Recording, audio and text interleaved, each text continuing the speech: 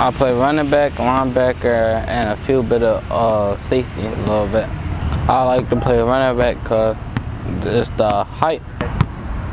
What are your hopes? And try to make it all the way, make it to the NFL. I play for South Philly Hurricanes. We play in NESAC League, and we got about 15, 12 games this season. We 13U team.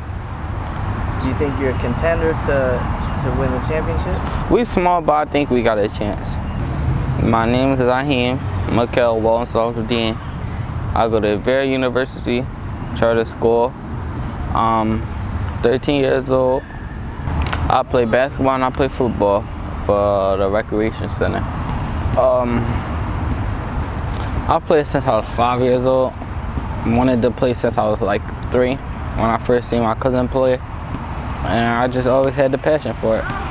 My name is Zaheim SBV. My son is Zaheim SBV. Well, football is his niche, and it was 3 years old. We walked on the football field because he has cousins that play. And when we walked on that field, he waited for his turn. He thought he was playing, but he wasn't. So at 5, he got signed up for the Dragons in Southwest Philly. And when he got signed up for the Dragons, he said, "Mom, it's about time you brought me out here." And I said, "I wasn't holding you back, you 5. Like, this is when you can start." So from that day on, he played. He's my only son. He has 2 sisters, one in front, one in the back. He's the middle child, but he also the only boy, period. The only grandson, the only brother. He's the only boy. So me and my children, we are a collective. That's how I raised them. That's what we are. We are a collective. We stand up for each other. We show up for each other. We are each other's lifeline, and that's what I raised them to be, and that's who we are. We're at Smith Playground, which is my son's heartbeat. My son does pretty much everything here, and this is probably centralized between his grandmother's house, my house, school, every sport activity that he does, basketball, football, even volunteering at the rec center. Pretty much everything he does is circled around this general location. I grew up around here. Used to come always come down here in the summer, cause my grandma lived across the street. I always played for the basketball team, the winter league, the summer league. We just got finished the summer league. We won the championship, and I don't know. I just know a lot of people down around here. Everybody in Zaheim life is everybody, and I mean, when I say everybody, I mean everybody. I mean from the coaches to the teachers, Ms. Dotson, Ms. Dickerson, the secretary, the counselor. He even have coaches that ain't even his coach no more. From the Sharks, they'll call. Zaheim don't get away with much because everybody has eyes on him. Everybody sees the greatness in him. Even if he don't see it himself, everybody sees it. So that light that he has, everybody already know it exists. And everybody treats him like he's their kid. My name is Sharona Terry. I live in South Philly. I'm a Philadelphia crossing guard, and I'm also a vice president of a South Philly Hurricanes football team. I've known him for about 4.5 years. I know him from going to Universal Vera Charter School and also playing on our football team.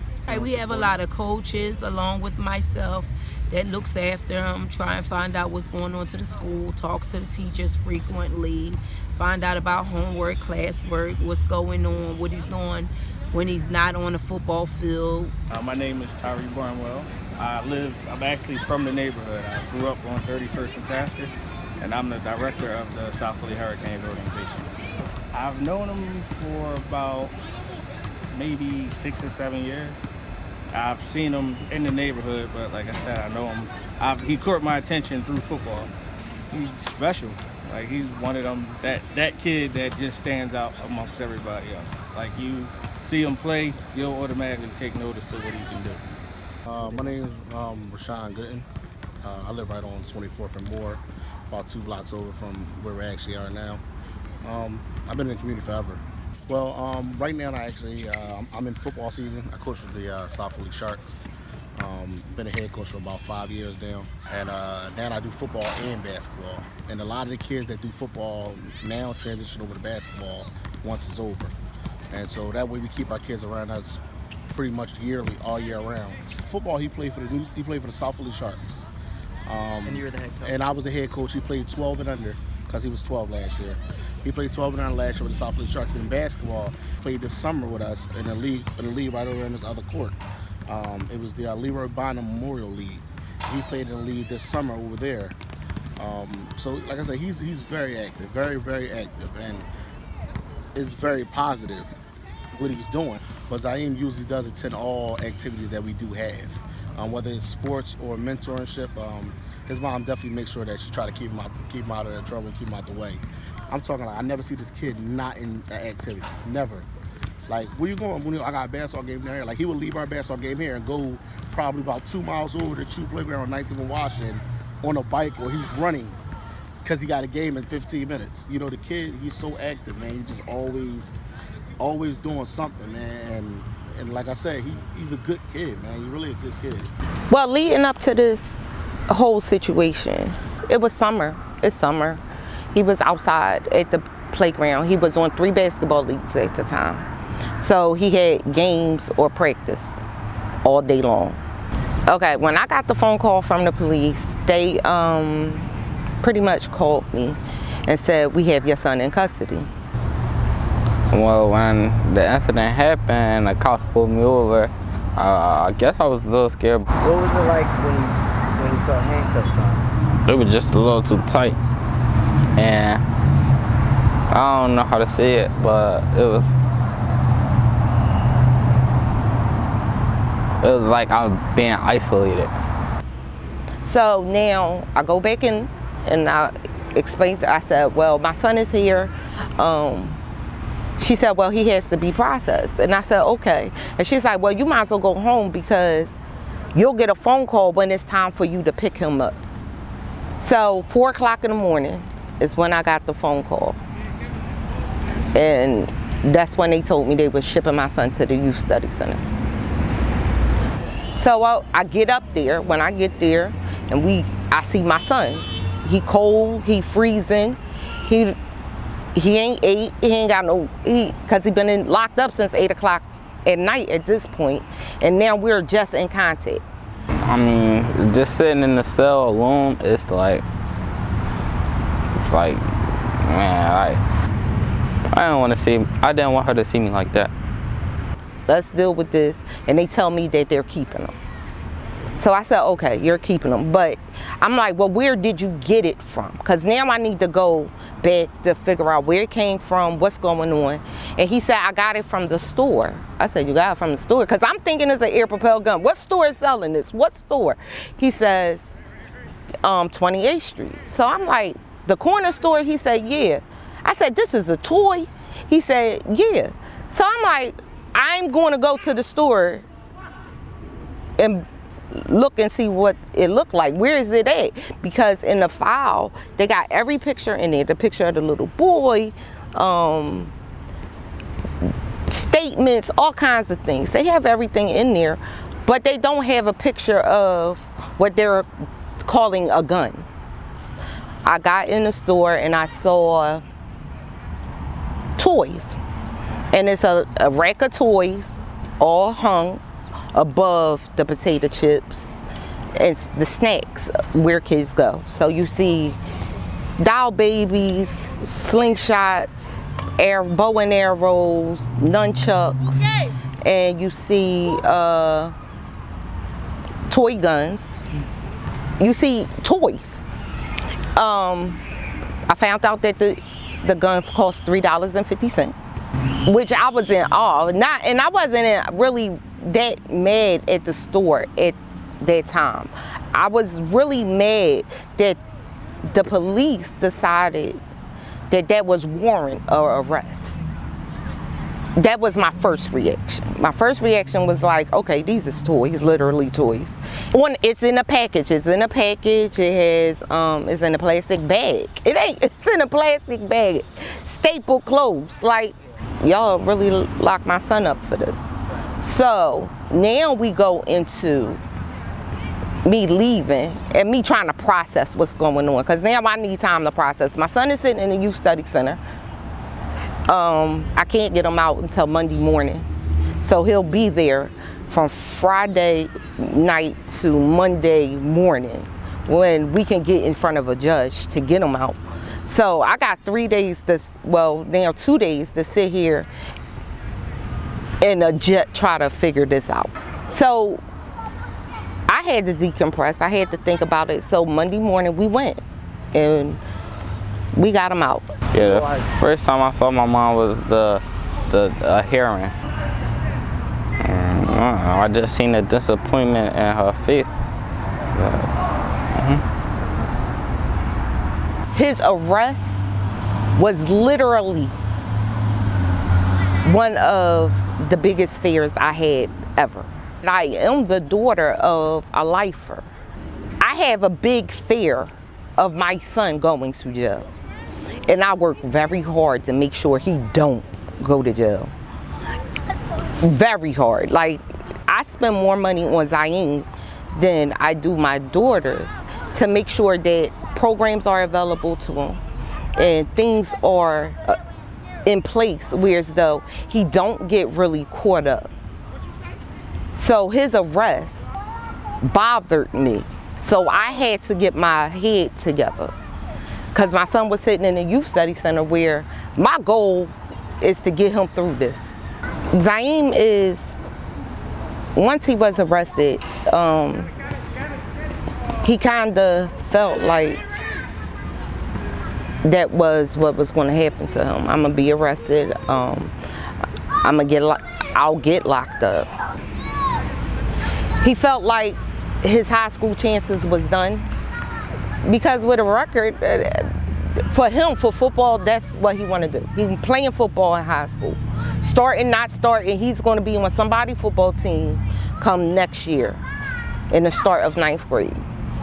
But for him, he felt like it was done. He felt like it was over. He felt like he will not be able to go to it, because he knows that because I say it, we have real conversations, I say it. You gotta keep your nose clean because you need to go to a good college. Because the way the lawyer and I was talking about it, it's like it's gonna stay on my record. So I was just thinking there's no point to keep going if it's gonna be on my record and it's gonna affect me playing. It tends to kill your spirit, and it killed his spirit. I watched it kill it. And him being arrested didn't allow me to be a parent. I was mad, and I was mad on levels, and I'm gonna say the most important level I was mad on, because it ain't really just about Zaheim. It was the realization of what is actually happening to these kids. And we talking 10, 11, 12, 13. Like, they have no business being arrested, placed in a youth study center, not being able to have any contact with them whatsoever for 24 hours or 48 hours. That is sheer nonsense. But y'all are locking these babies, they babies, and y'all are locking them up. And it's more than my son, because it's just that I know about it because it happened to my son. It's a whole lot of children that are being arrested for child play offenses. No child should be arrested for it. It has to be an alternative to that. To change this, the whole dynamic of this. Okay, well, if it's a gun, why nobody went to the store? Why didn't no officer go in there and say, listen, you can't sell these no more, not in this neighborhood? So I wrote a Facebook post, which was on my Instagram page and my Facebook page, and people ended up responding. And I ended up getting a response. And once I got responses, people said, well, what you want to do? Well, we got to do something, so what you want to do? Well, let's go to the store. So they went. Anton went in there and he purchased all the toy guns they had in stock, and they agreed not to sell them anymore.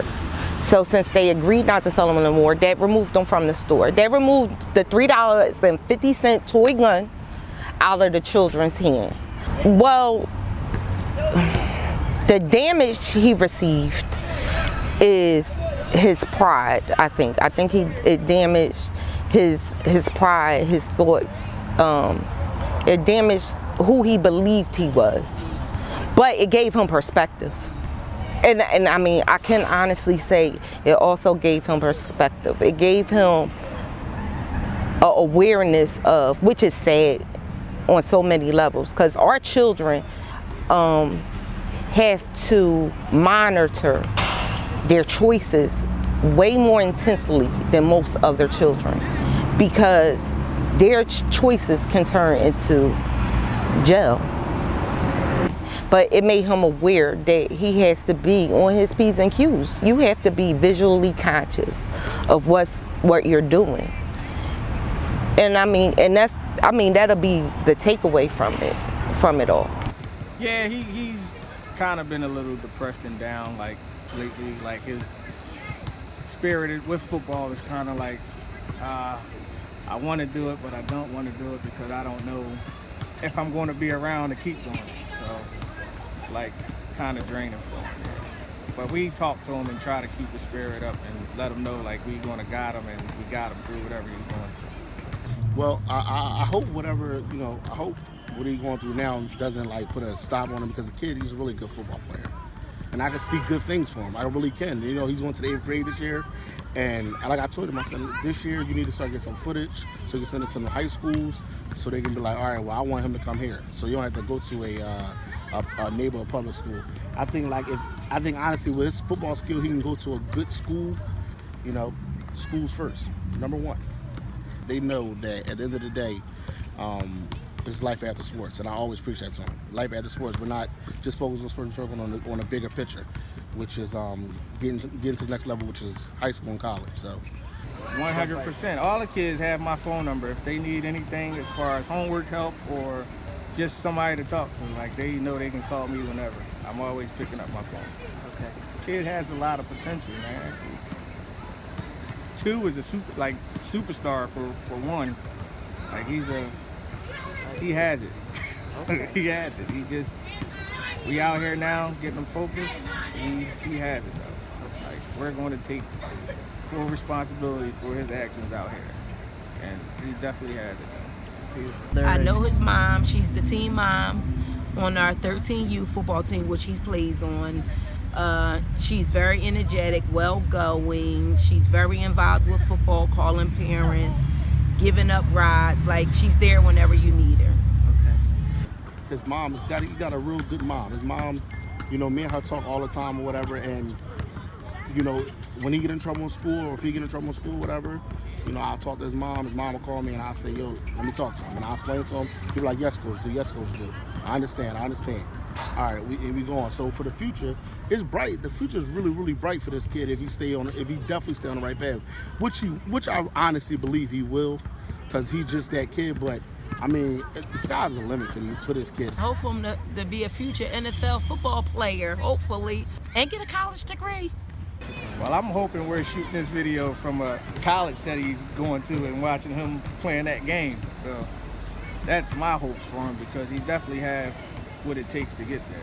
Okay. It's no telling, man. You might, a couple years from now, you might look at this video and say, he said he was going to be a football player. Look at him playing at West Virginia or Penn State or something. Well, my hope is that we get into Newman High School for football. That's my hope.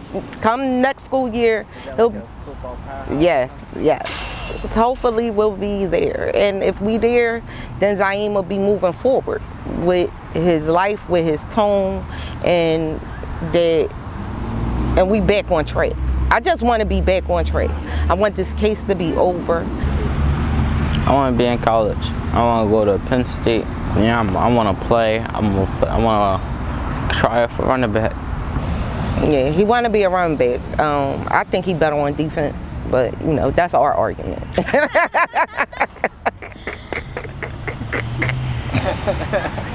That's our argument. But Okay. He wants to be a running back. Well, you always want the touchdowns, don't you? Yeah, well, he can But play. defense win games. He